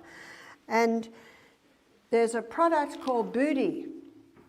And Booty is underwear, men and women's, and it's all made out of bamboo. I'll tell you a funny story. I was in Idaho and I was in a Trader Joe's and I saw this Booty for the first time, a whole stand. I was buying sports bras and underwear and leggings for me, leggings for my daughters. I think I spent about $160 there. And I got home and I'm taking the labels off, read the fine print, made in Australia. It's like taking tea to China, but that's how I know that it is sold here in America. They have great sports bras. You look at most ladies' exercise clothing, it's all made out of nylon, acrylic and polyester. And when a lady is, well, you know, men or women, when they're exercising, they're getting hot, the pores are opening, and that's when we're most likely to absorb chemicals from the fabrics. So have a look at Booty. It's stretchy and it almost seems like it's like polyester, but when you wear it, you don't get sticky, it breathes because it's made out of bamboo. But please wash it before you wear it.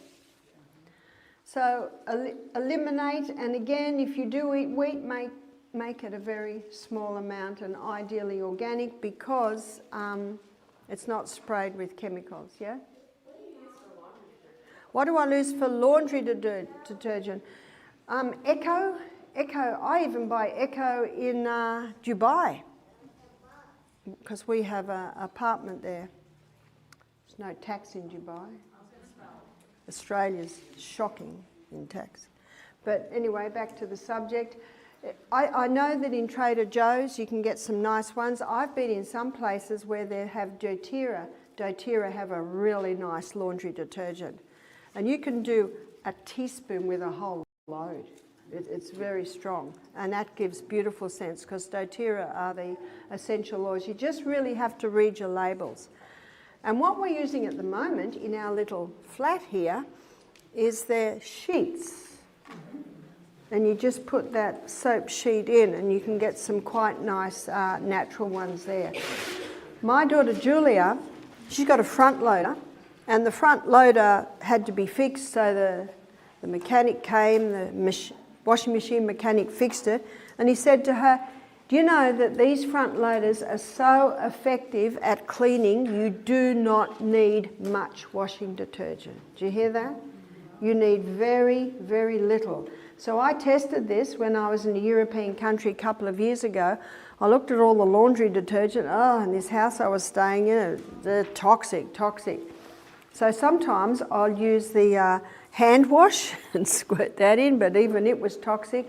And I thought, oh well, I'll just wash it, remembering what Julie's machine mechanic had said.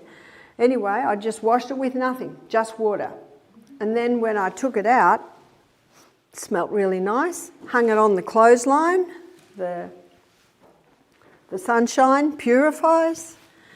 That's why I think I should be on the receiving role of clotheslines, getting Americans to go back to their clotheslines. And when I took the clothes off the line at the end of the day, that smelt really nice, and I had not washed it in anything. Now, if you've got a man who's changing oil and grease or digging in the garden all day, they might need a little bit more soap in clothes like that. So you use your common sense there. So just looking at getting our exposure to plastics down, our exposure to chemicals down.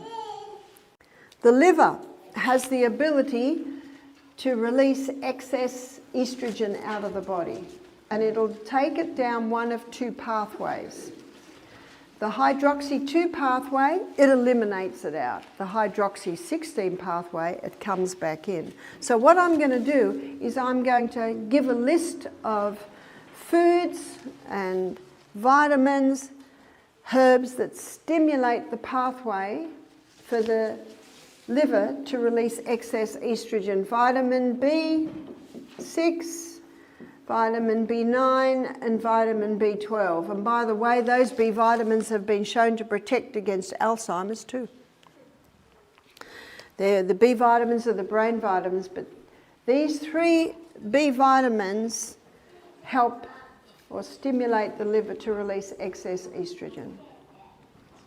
If someone has a major hormonal imbalance, as we have been describing, they may initially need to take a supplement of that. Now, if you do take a tablet or a capsule, you must take it with your meal, because you need hydrochloric acid to break tablets and capsules down. And when you wake up in the morning, there's no hydrochloric acid. There's no need. There's no food to break down. That's why the best thing to do in the morning is drink water. But when you sit at the table and your brain sees the food on your plate, it already starts releasing it. I know one product, and of course an Australian one, is we use a liquid one. Liquid ones are great because they can be absorbed straight away. Also, cabbage, the cabbage family. This is red, green cabbage, also broccoli, Brussels sprout, cauliflower, bok choy, kale, all really relatives of the cabbage family. They contain a plant chemical called indoles. And indoles stimulates the pathway that your body uses to release excess estrogen. So even sauerkraut can also be used from the cabbage family. Licorice, I'm not talking about the candy licorice, but the herb licorice. If you've got high blood pressure, forget the licorice. It can pep it up. And flaxseed. Flaxseed is also high in omega-3s. Omega-3 is great for brain function. But flaxseed contains lignans. And lignans stimulate the pathway that your body uses to eliminate, through the liver, to eliminate excess estrogens.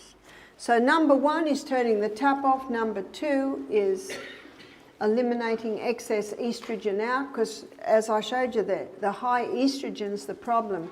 Number 3 is the wild yam cream. And the wild yam cream, it contains the plant chemical called diosgenin. And when that cream is applied to the skin, the fat cells take it up. So diosgenin, when it's picked up by the cells, it stimulates this pathway that the body uses to make progesterone. And as you can see by the illustrations I've given you today, the problem that all of these things have caused, they've displaced progesterone. They've displaced mother hormone. And no matter what testosterone or estrogen levels are, if you reinstate mother hormone, you reinstate progesterone, progesterone will automatically bring those others in place. If you're a man and you reinstate progesterone and testosterone's too high, it'll bring it down. If it's too low, it'll bring it up. If you're a woman and you reinstate progesterone, if estrogen's too high, it'll bring it down. If it's too low, it'll bring it up. And yet, medically, they'll do a blood test. You know, a blood test is not a good indication of your hormone balance, because the hormones in your blood at any given time are not all biologically active. So how do you know? You just go on your symptoms. You just go on your symptoms. And if you've got no symptoms, but you're on the pill for a few years, then you must. You must. Can you have too much progesterone? Can you have too much happy hormone? I'd like to suggest we don't have enough. There is no toxic dose of progesterone. Mother is a very important hormone, but there's definitely toxic doses of estrogen and testosterone, yeah? Earlier you used the term pregnenolone, which is something that I have at home, but then you switched to progesterone. Is there a difference in how? Yes. From cholesterol, pregnenolone is made. And then from pregnenolone, progesterone is made. So it's just part of the pathway. So someone who's estrogen dominant and progesterone low, is pregnenolone safe to use?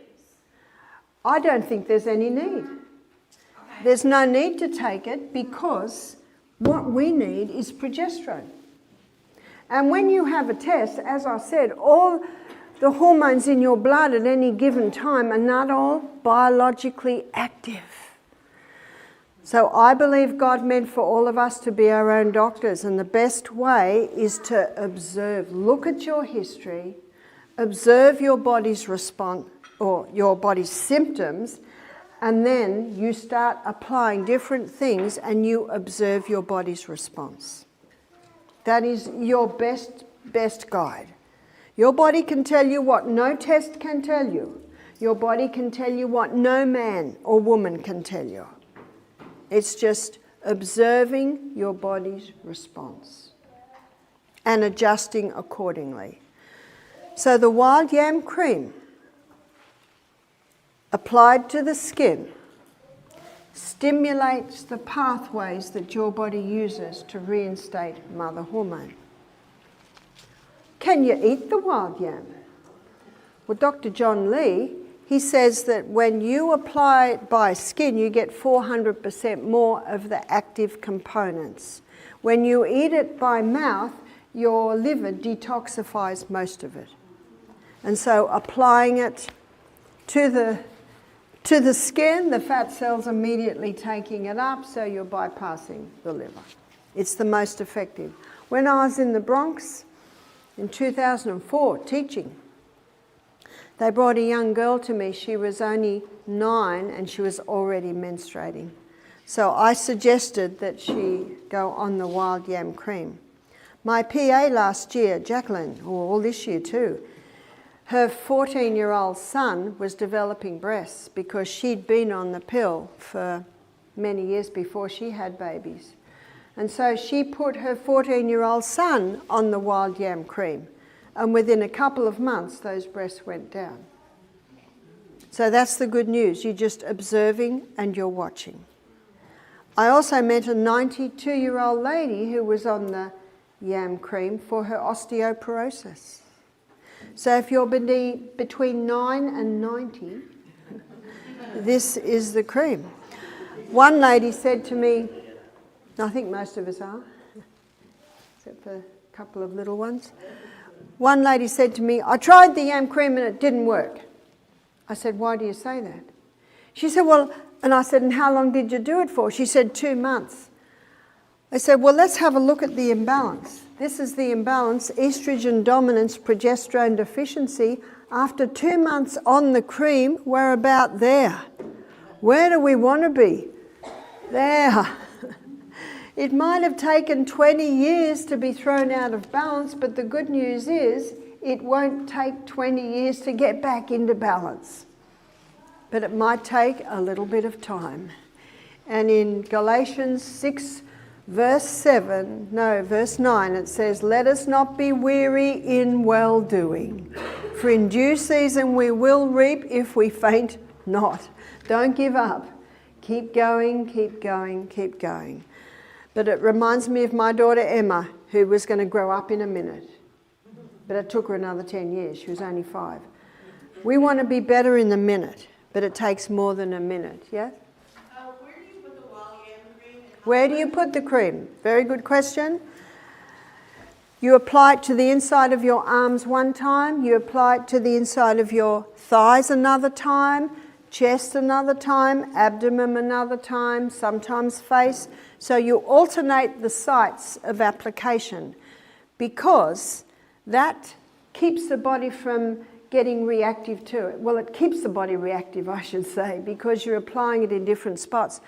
Because it's the fat cells that take it up, that are balancing this biochemical pathway that is in your body. Twice a day, every morning and every night. And it's applied for 3 weeks a month. So the 3 weeks that a woman applies it, if she's still menstruating, is the 3 weeks with this rise in progesterone. The simplest way to remember is you just stop when you're menstruating. What if a woman is no longer menstruating? Well, she applies it for 1 week. She applies it for 3 weeks, she stops for 1 week. So some women stop for the first week or the last week of the month. It's just easier to remember.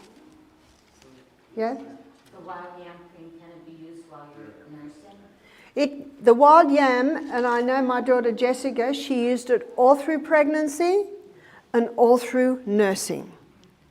Because in pregnancy, what hormone's highest? Progesterone. And what progesterone does is it binds the molecule of the fetus to the lining of the uterus, so it prevents miscarriages. Yes? Men need to stop. We're getting to men. We're getting to men. I wanted to explore women first. And so a woman will use it for fibroids, because until that estrogen is brought down, it will keep feeding them. Any growths, it will keep feeding them. So part of conquering fibroids is to go on the yam cream for at least a year and apply castor oil compresses. Castor oil penetrates very deep, and wherever it penetrates, it breaks up lumps, bumps, congestions, adhesions. It'll break up a bone spore, so a fibroid's not going to be difficult. Endometriosis, it's important to go on the yam cream because it's high estrogen that is feeding the endometriosis. At the same time, apply castor oil compresses, which penetrate very, very deep and are able to break it up. Breast cancer, apply the castor oil to the lump in the breast, and at the same time apply the yam cream, because remember what the Australian Cancer Foundation have stated, that estrogen is a known human carcinogen.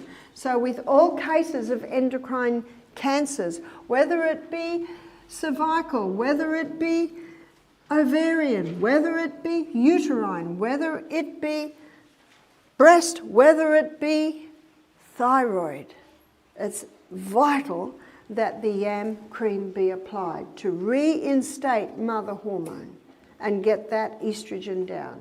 Yes? How long do you have to have the castor oil compress on? How long do you have to have the castor oil compress on? Usually on the abdominal area, probably at least 5 hours a day, at least 5 days a week. One lady who had a lump in her breast, she just wore it 24/7. 24/7. And what she did was she bought an organic panty liner, which is very thin but very absorbent, and don't put too much in or it's going to drip everywhere. You put it on and you wait until it soaks through, giving it a little bit of space, because that can be just slipped into the booty sports bra. And that can be worn as much as possible. Yes? How much of the wild yam cream do you apply? How much do you apply? Now, the cream that we sell at officialbarbara'o'neill.com is Trelune. Tre meaning 3, lune, looking at the lunar cycle. And my daughter Jessica, so you can ask her many questions about it, and my other daughter Julia are making it. And we've been able to get it quite easily into the United States until a few months ago, when new regulations are coming in. We heard yesterday they're finally releasing it. And what Ricky said for me to tell you is that you pre-order it, he'll ship it, you say ship, don't you, post-free. So you can talk to Ricky after that. What about castor oil just in the navel? That will also help, because through the navel you've got your reproductive organs, you've got your colon.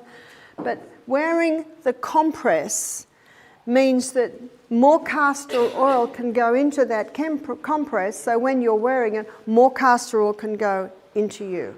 Barbara, I feel like you should come with a suit that has from here. A suit from here down. Now, the beauty also of the Trelune, it's a little bit bigger than most, and it will last 5 months. So they usually say 4 to 5 months. 2 pumps every morning, 2 pumps every evening. If you have a yam cream that's in a jar, then you usually apply about the size of a pea. So that's the application of it. And if you've got a little 9-year-old girl who's just got her periods, you'd probably use 1 pump morning and night. And as she grows to your size, she can go to 2 pumps morning and night. What about a man? A man is not cyclic like a woman, so a man does not have a break. In her book, Hormone Heresy, Cheryl Selman, that's another excellent book to read, she gives this description. She said, men are like the sun. They rise every morning, conquer the day, go down every night. But women are like the moon. Sometimes they're full, sometimes they're half, sometimes they're a slither. Women are cyclic. Men not so. So men don't have a break. So why would a man apply the wild yam cream? He would apply it for low sperm count. He would apply it for penile dysfunction. I don't know how else to say this to you, but a 50-year-old man said to me, this cream just puts lead in my pencil. He said, I'm not performing like I was when I was 20, but I'm better than I was. I don't think God meant sex to stop at 50.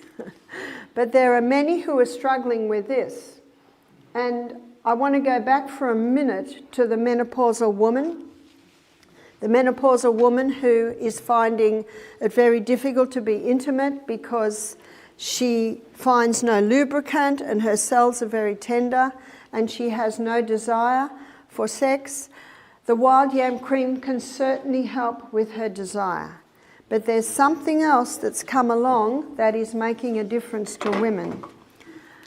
Number 4, I'm going to put the laws of health, because it is absolutely vital for this cream to work that the person be well hydrated and exercise and eating nourishing food. There's no doubt about that. And I also find that 2 things that can really interfere with a woman's hormones especially is caffeine, refined sugar and alcohol. So they must stop. But number 5, let's have a look at the menopausal woman. It's called yoni stones. And yoni stones were stones that were developed in the Chinese dynasty. The history shows that the empress would wear them to be sexually toned for the emperor, and the concubines were also using them. and they are 3 stones. And I'll draw the larger size. They're usually made out of nephrite jade. That's the largest size, and then we come to the middle size one, and then we come to the smallest one. Maybe that's not much different, so we'll make it smaller. There's the smaller one. These stones have 2 little holes in them where dental floss can be threaded in. Being nephrite jade, they're smooth marble. And what a lady will do is she'll insert the largest one until it touches her cervix. And she will wear that for 1 hour a day, week 1, 2 hours a day, week 2, 3 hours a day, week 3, up to about 6 hours a day, week 6. Then she wears it for 6 hours a day for 6 months. By then, her pelvic girdle will be very strong. So I want to show you, I'll rub these out. I want to show you the pelvic girdle and show you how this works. So the pelvic girdle of a lady, there's the belly button. We're going to stretch the pelvic girdle out. This is what it looks like.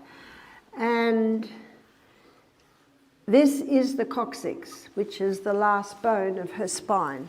So it's a muscular system. And here is the anus. There's the birth canal, and there's the urethra. And around every one of these orifices, there's a muscular system, muscular. But the muscular system is all like this. It's just a muscular system. So when a lady is wearing the yoni stone, her muscular system has to work to hold that stone. And because it's working to hold the stone, more blood comes into the area. And because more blood's coming into the area, the glands that release the lubricant are reviving. And the cells that line the birth canal are reviving, because remember Leviticus 17:11, the life of the flesh is in the blood.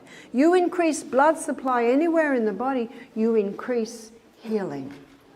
So this man who was 58 that said to me, how the yam cream was helping his performance, his wife who was 55 was standing next to me, and she said, I've been on the yam cream for 6 months, and I've been wearing the yoni stones for only 4 months, and we just want to thank you. You've revived our sex life. She said, being intimate with my husband is no more painful. She said, the lubricant has returned and the cells aren't so tender. So they were a very happy couple that went away. And the yoni stones have helped so many women.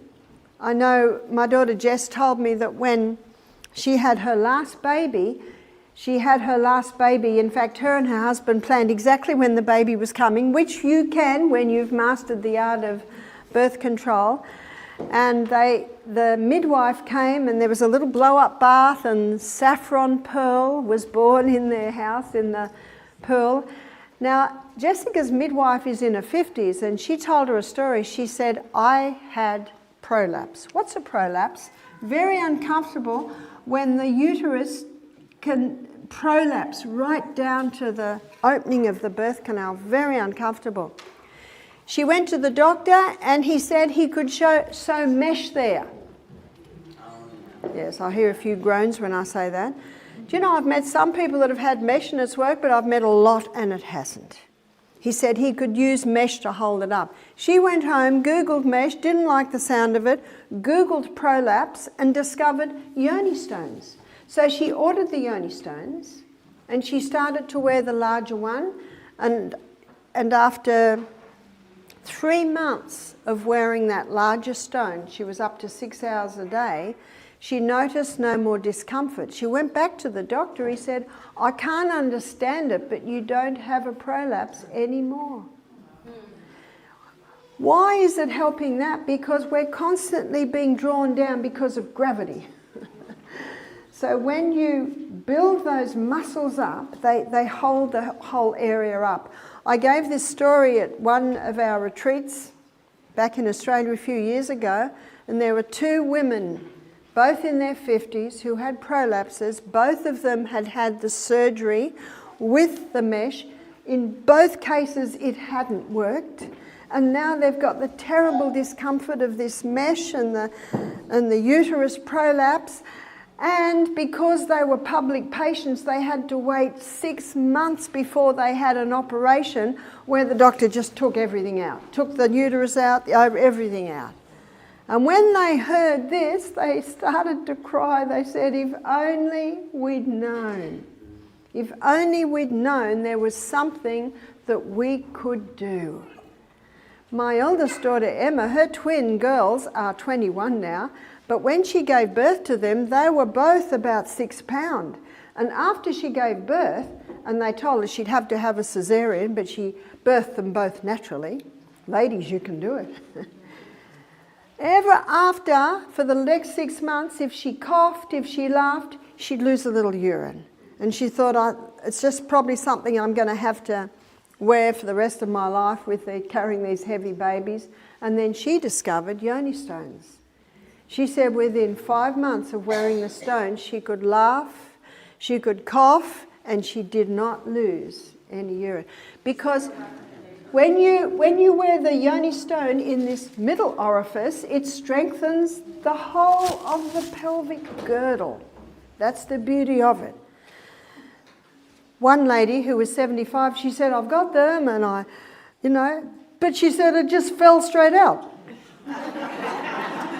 So that tells me that that lady has no pelvic girdle strength at all. So what I suggested she do was get on the rebounder.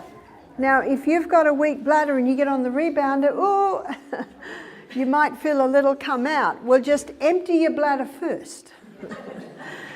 Because that's the very muscles that's strengthened. I said get on the rebounder because the rebounder strengthens every muscle in the body. And maybe start wearing them overnight. Obviously, your muscles aren't really engaged overnight, but it's a start. It's a start. And it's just strengthening the pelvic girdle. Muscle knows no age. Got that? Whether you're 9 or 90, you can have strong muscles. So do Kegels actually help people? They used to say... So with the Kegels, it's just strengthening those muscles, and you can certainly try that while you're holding that stone there. It's just a muscular system, so it's just strengthening the muscles. One lady I know, when she'd finished with the largest stone, her 35-year-old daughter came and said, Mum, can I have it now after the last birth? I need it. It's a beautiful thing because women can master it and then they can hand it to their daughters. Yes. Okay, I'm going to ask the students, will the wild yam cream help with osteoporosis? Why? And what's the progesterone going to do? Bone building cells. And in my book, Sustain Me, I have a chapter called Building Better Bones. I know that I'm guilty of information overload. But you have just received far more than I usually give because they gave me 2 hours. They gave me 2 hours. Aha, students, can you take the yam cream for thyroid? Why? Because high estrogen opposes thyroid function. So Hashimoto's it would help? For all, whether you've got under or overactive thyroid, remember, and we've got to get away from the mentality we're brought up with, we're looking at systems that work with the body. With the body. And that's what this does. And I've seen men conquer prostate problems. Because when a man boosts progesterone, once again, she plays a protective role on testosterone. So I'm over time, but I'm going to give one more story on, because I think I've overdone the ladies. So we're going to do something with the men. So this man came to us and he had prostate cancer. He was 69. He was taking, every 3 months, he had to have an injection for hormones to try and get his testosterone levels down. He developed breasts. He was having hot flushes. He was miserable. And he heard this lecture and he made a decision, no more 3 monthly injections. He started to apply the yam cream and he applied it twice a day. At the same time, he made a decision to start to go to bed earlier, to stop his morning coffee, to stop his nightly red wine. He made a decision to get his body in better working order. 10 months later, his wife emailed me. Got that? 10 months. His testosterone levels are the best they've ever been. The breasts have gone down. No more hot flushes. What an amazing body we live in. And he's a very happy chappy. Yeah? A recommendation on the stones, like a site or a place of I'm terribly sorry, I don't know, but you can Google yoni stones and see where they are. I know they're about $130, but remember, you got a heritage here that's been going on generation after generation. So I'm going to close with a word of prayer. Father, thank you so much for this incredible body. Truly, we are fearfully and wonderfully made. Thank you for showing us how we can have life more abundantly, which we know is your want for us. Thank you for hearing our prayer this morning, for we pray it in Jesus' name. Amen.